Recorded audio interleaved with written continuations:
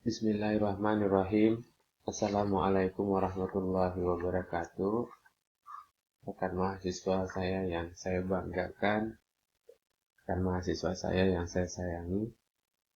Saya berharap sekali teman-teman semua dalam keadaan sehat, semua dalam keadaan masih bersemangat ya. Alhamdulillah tidak lama lagi kita sudah sampai di ujian tengah semester yang akan dilakukan pada tanggal 9 ya, nanti jadwalnya saya share di di Google Classroom ya. Nah, untuk dasar pemrograman 1 ini kita hari ini masuk di pertemuan kelima ya. Hari ini kita bicara tentang operator-operator yang ada di C++ ya. Saya terus berharap teman-teman mengerjakan latihan yang ada di materi-materi sebelumnya karena minggu ini kita sangat padat sekali ya. Jadi mata kuliah teori ini nanti endingnya adalah praktikum ya. Praktikumnya itu apa yang saya jabarkan di dalam video ini. Saya terus sampaikan ke teman-teman bahwa materi ini adalah materi teori. Jadi teman-teman harus cari pembanding atas teori-teori yang saya sampaikan ini karena teori ini sifatnya adalah general. Nanti kalau secara detail teman-teman boleh baca di buku, ya boleh cari di referensi lain. Baik teman-teman, kita lanjutkan topik pembahasan kita tentang operator. Kita berangkat dari definisi dulu.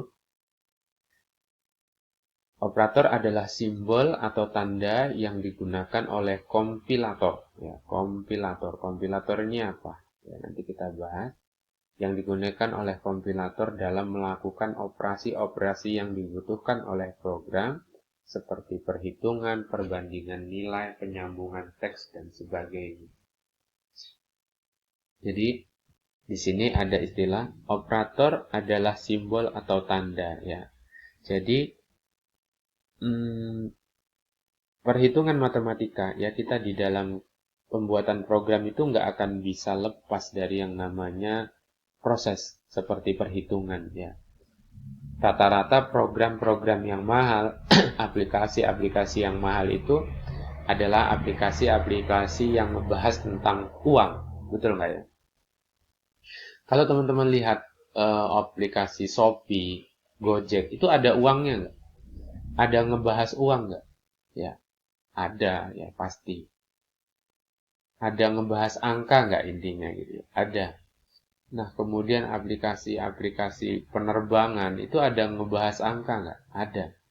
Ya, ada banyak matematika yang ditanamkan di dalam sebuah program.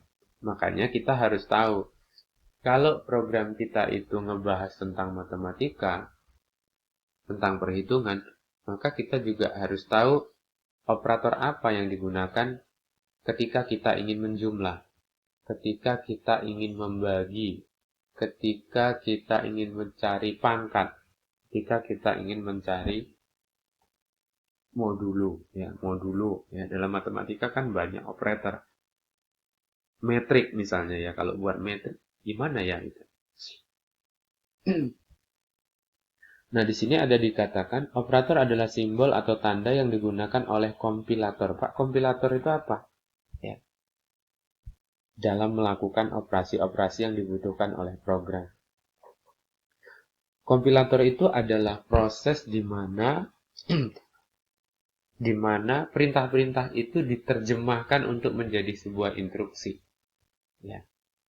Jadi misalnya gini, kita suruh sama komputer, komputer tolong bukakan Microsoft Word. Ya. Perintahnya apa? Itulah si kompilator itu menerjemahkan bahasa kita menjadi bahasa komputer. Itu yang disebut dengan kompilator. Jadi kalau saya ngetik misalnya cout, berarti itu tampilkan ke layar monitor. In ya, berarti kita diminta untuk menekan tombol keyboard Kemudian data yang kita tekan itu disimpan ke sebuah variabel. Ya, oke, kita lanjutin. Ada berapa jenis operator? Ya, ada 1, 2, 3, 4, 5. Ada 5 jenis operator umum yang biasanya digunakan seorang programmer ketika dia bekerja di C++.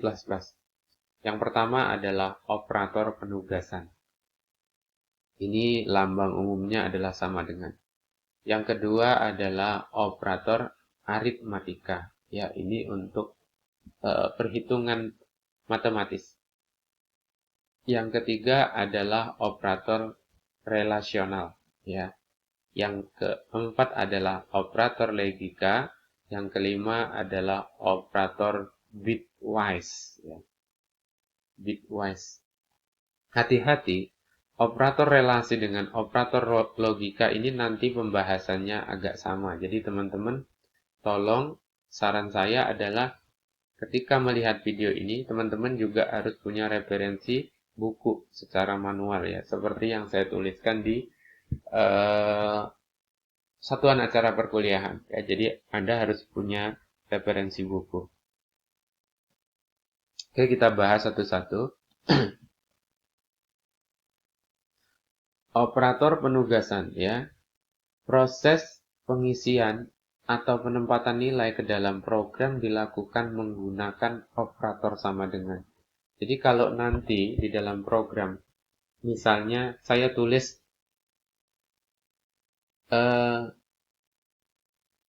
integer misalnya gitu ya. Integer A sama dengan 2 gitu ya. Berarti itu adalah salah satu operator penugasan. Ya. Misalnya ada tulisan integer B sama dengan 10. Berarti itu saya sedang melakukan operator penegasan. Ya.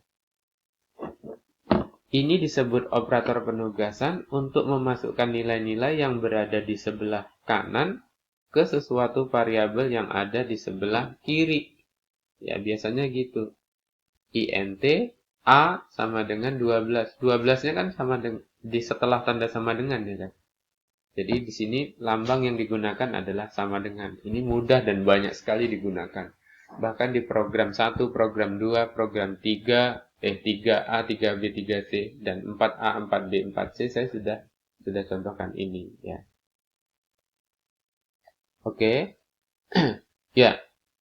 Operator penugasan itu pada umumnya adalah sama dengan, tetapi kemudian di dalam perkembangannya dia ada banyak ya. Kita bisa gunakan lambang-lambang ini ya.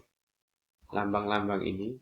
Jadi biasanya di sini saya sengaja nggak jelasin biar teman-teman punya buku pendamping ya. Misalnya int A sama dengan 12. Ya, ini penggunaan sama dengan ya, ini operator penugasan.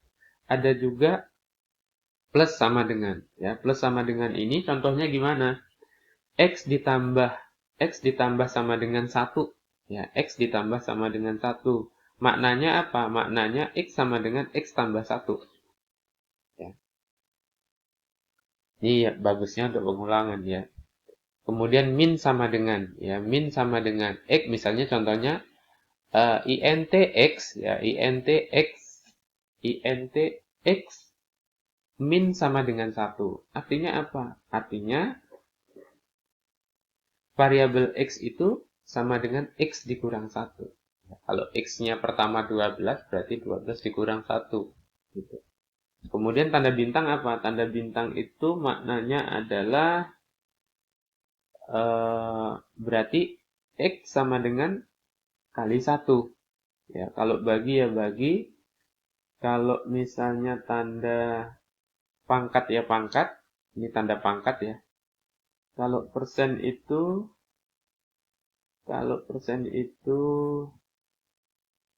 sebentar.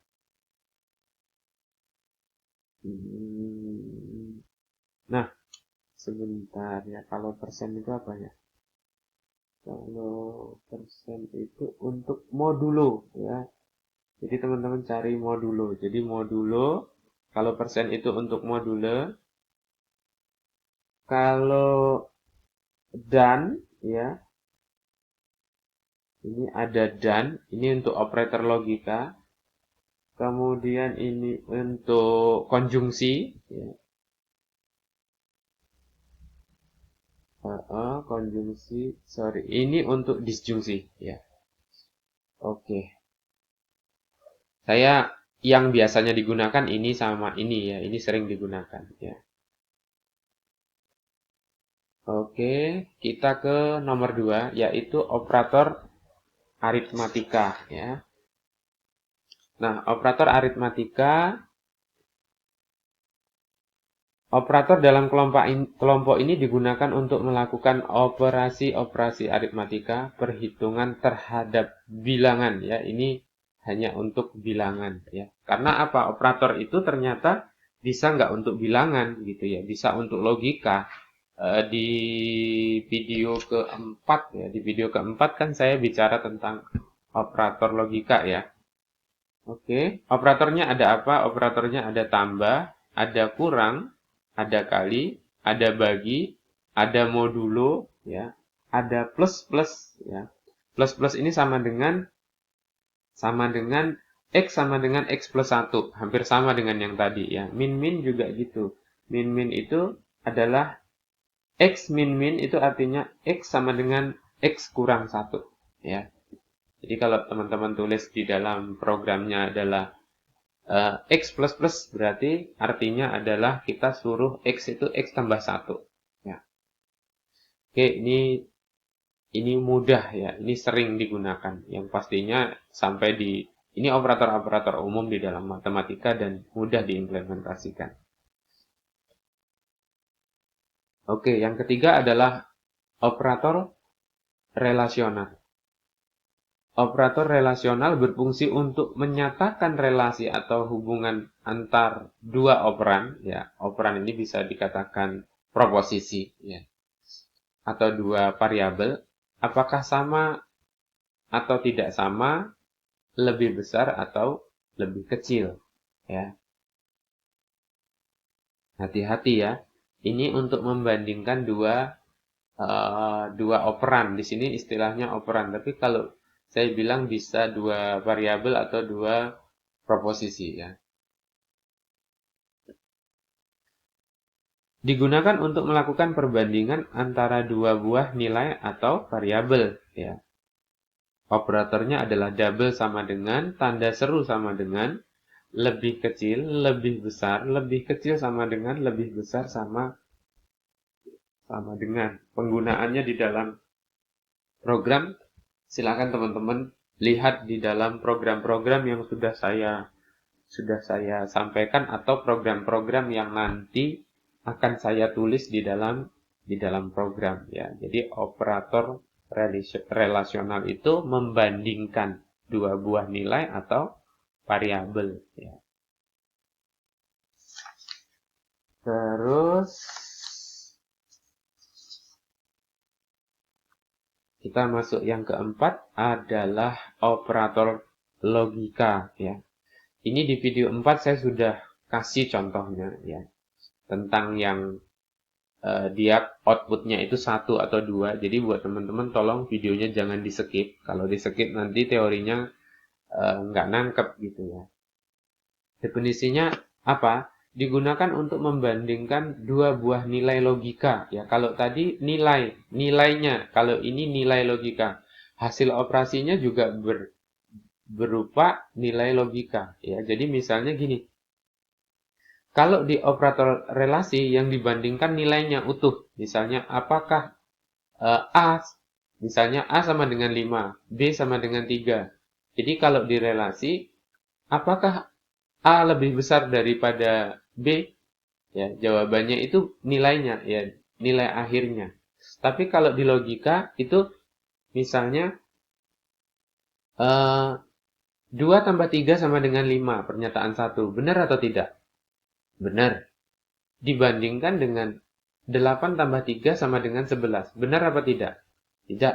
Nah, yang dibandingkan iya dan tidaknya. Ya, makanya di sini operatornya ada double done untuk konjungsi, kemudian crash tanda tegak double tegak ini untuk disjungsi, dan tanda seru untuk logika negasi. Ya, ini untuk operator and, ini untuk operator or, dan ini untuk operator not. Ya, oke. Ini teman-teman coba lihat di video keempat. Ya, di sana saya ada gunakan operator logika untuk membandingkan dua pernyataan. Ya. Nah, yang terakhir adalah operator bitwise. Ya, ini nanti saya contohkan programnya.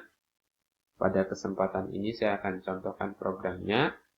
Definisinya apa? Definisinya adalah operator yang digunakan untuk melakukan operasi logika terhadap bilangan bulat. Ya, hati-hati, ini bilangan bulat. Dan proses pergeseran bit.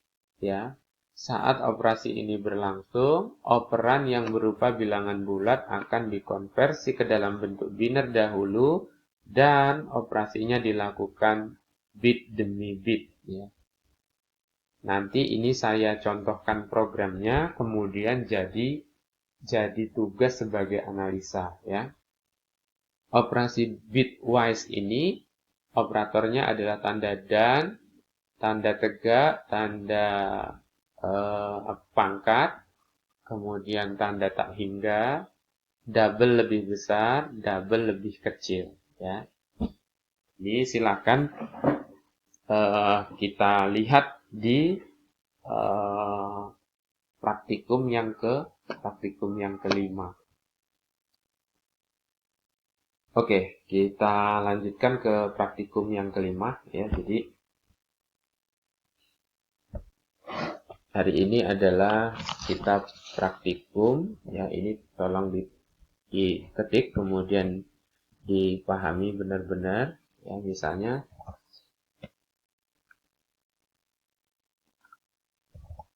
jadi praktikum kelima yaitu tentang operator bitwise. Oke, saya akan mencontohkan penggunaan operator bitwise. Ya. Yang pertama kita tulis, jangan lupa ya, include ya, IO stream. Oke, kita panggil ini nggak boleh enggak ini ya, kalau di dalam sholat ini dipanggil dulu. Kemudian apa yang baris keduanya? Biasanya using name space standar. Ya, ini saya sudah bahas.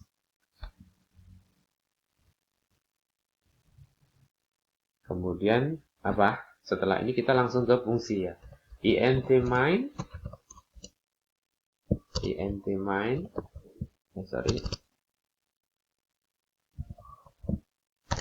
Kemudian kita buka blok program. Oke. Yes. Strukturnya seperti ini. Kita masuk ke programnya ya. Kita buat variabel. Buatlah variabel int dengan nama variabel a nilainya sama dengan 12 ya. Ini adalah operator langsung. Kemudian si b sama dengan 10. Ya. Ini adalah contoh.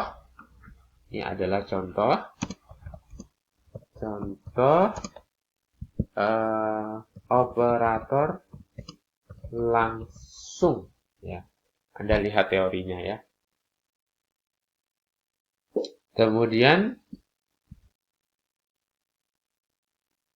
saya tampilkan cout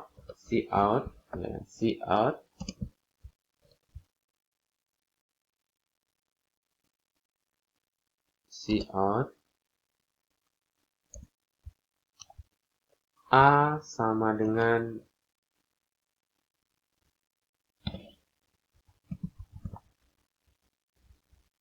kemudian saya tampilkan nilai A, ya kan? Kemudian saya tutup, kemudian ENDL, kemudian saya tutup. Saya minta ditampilkan, ya.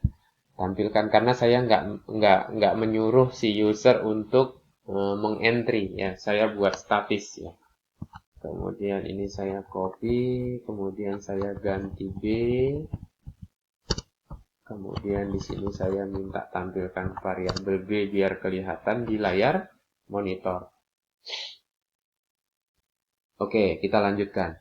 Nah, ini ke bawah, ya. Ini ke bawah adalah penggunaan operator bitwise, ya. Bitwise. Oke. Yang pertama adalah cout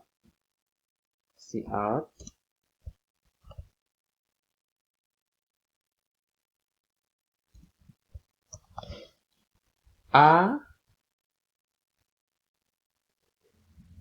ya, A dan B, ya kan? Operator yang pertama kan dan A dan B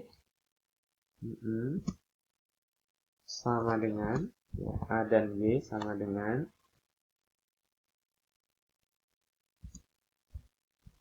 oke. Nah, di sini operatornya A dan B, ya kan? A dan B. Kemudian kita tutup. Kemudian ENDL. Ya. Ini operator yang pertama di dalam bitwise itu adalah penggunaan untuk operator AND. Jadi nanti bahasanya 10 dan 12 hasilnya berapa? Ya. 10 dan 12 hasilnya berapa, ya? Nah, ini makanya teman-teman lihat dulu, ya. Oke, kita lanjutkan program yang kedua. Operator yang kedua itu apa? Operator yang kedua adalah tanda. Operator yang kedua itu adalah OR. Ini pakai tanda ini, ya. Pakai tanda kurung tegak. Di sini operatornya adalah kurung tegak. Jadi 12 atau 10 itu hasilnya berapa? Ya. Oke. Operator yang ketiga, penggunaan XOR, ya. Jadi ini saya belum bahas ini. Penggunaan XOR.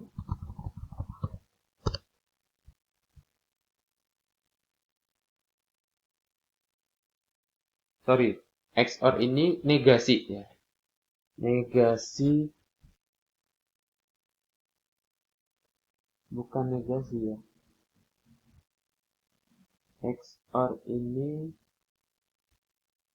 nanti di logika kita bahas, ya.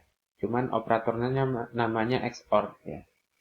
XOR, kemudian 10 XOR 12 XOR 10 hasilnya berapa, gitu, ya. Kemudian yang operator yang keempat adalah NOT, ya, atau negasi. Di sini kita gunakan negasi.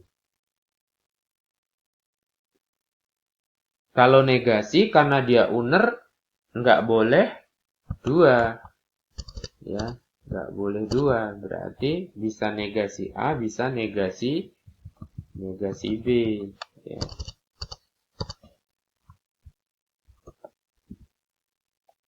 Gitu. Oke, hati-hati.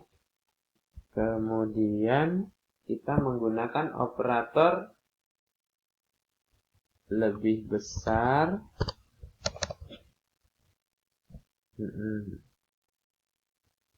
Ini juga 1 ya. A lebih besar daripada 2 misalnya.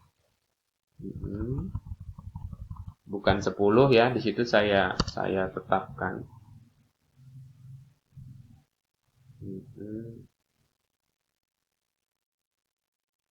Oke. Kemudian di situ lebih besar. Di sini bukan B tetapi 2. Oke. Operator yang digunakan adalah lebih besar daripada sama dengan. Di sini nanti hasilnya apa? Nah, yang terakhir adalah lebih kecil. Lebih kecil. Oke, sama logikanya. A lebih kecil daripada 2. Ya, operator yang digunakan apa? Operator yang digunakan ini. Jadi operatornya tadi ada berapa? Lihat teorinya. 1, 2, 3, 4, 5, 6. Hati-hati ya, yang 3 ini adalah menggunakan satu statement ya. Kemudian dibandingkan dengan konstanta ya.